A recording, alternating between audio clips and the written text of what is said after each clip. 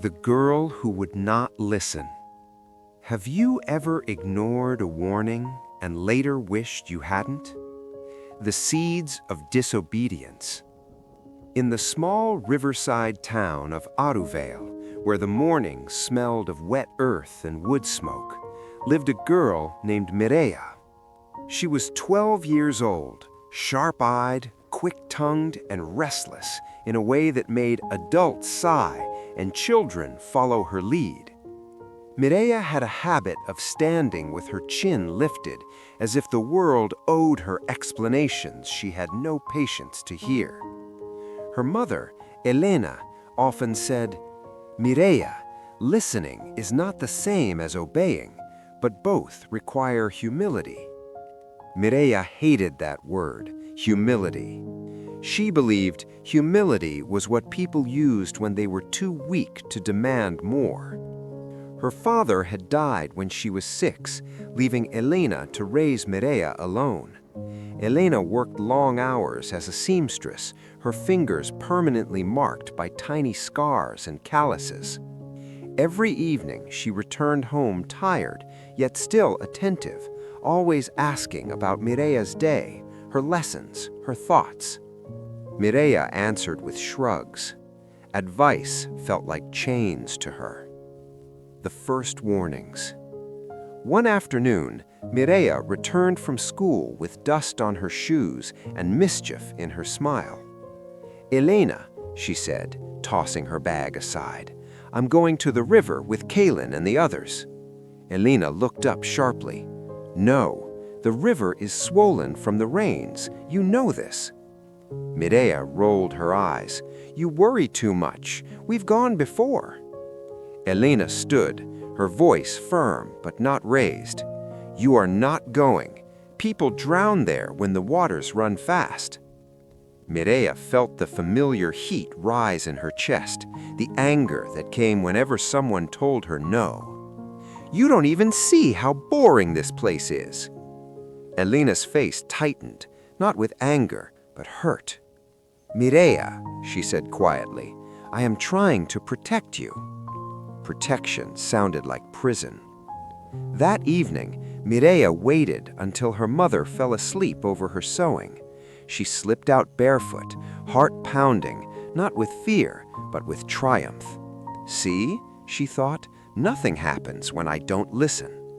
At the river, laughter echoed.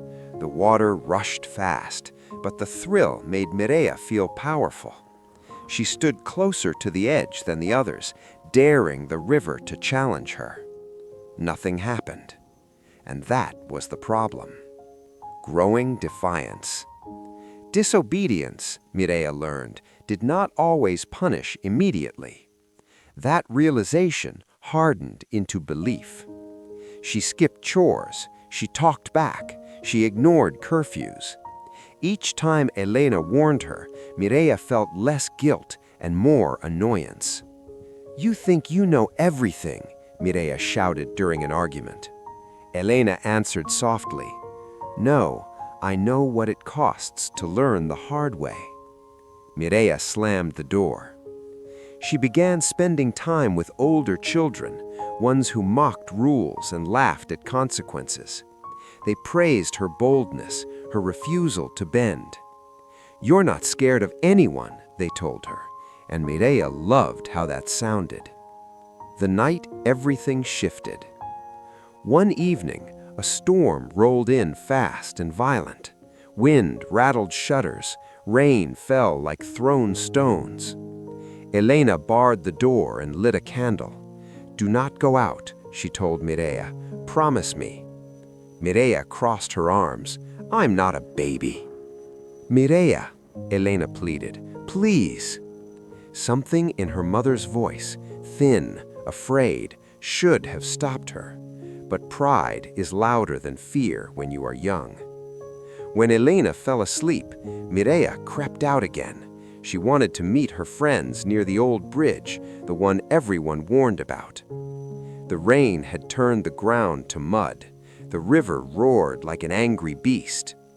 Halfway across the bridge, Mireia felt it, the plank shift beneath her foot. She froze. The wind screamed. The bridge groaned. And then the plank gave way. Mireia fell, the weight of regret. She did not drown. That was the cruel mercy. Instead, Mireia crashed against rocks near the riverbank. Her leg twisted beneath her. Pain exploded through her body, sharp, blinding, unforgettable. She screamed until her throat burned. No one came. Rain soaked her clothes. Cold crept into her bones. Every second stretched into an eternity of terror.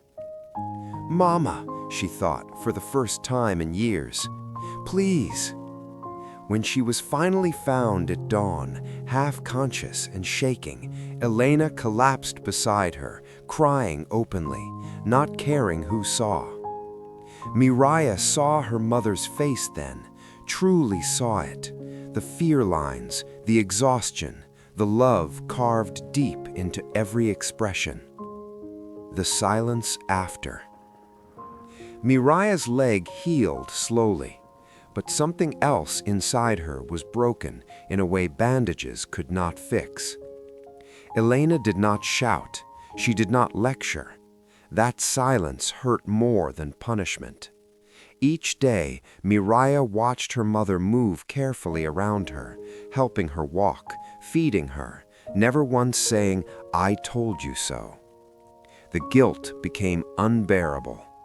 One night, Mireia whispered, "I didn't listen." Elena nodded. "No, I thought I knew better." Elena touched her hair. "We all do, until we don't." Tears soaked Mireia's pillow. Understanding too late. Weeks passed. Mireia missed school, missed her friends, who visited once, then drifted away.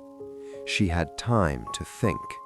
About warnings ignored, about love mistaken for control, about how easily everything could have been lost. One afternoon, she said quietly, "I'm sorry." Elena hugged her tightly, as if afraid to let go. "Regret is heavy," she said, "but it can teach you how to walk differently." Mireia nodded. She would never forget the river, never forget the fear, never forget the sound of her mother's sobs.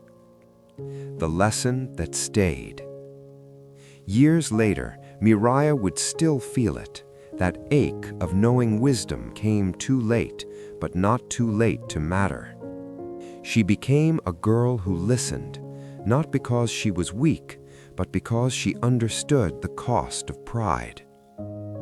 Moral lesson. Most regrets don't come from bad intentions, they come from ignored advice. This is the story of a child who learned that too late. Thanks for watching.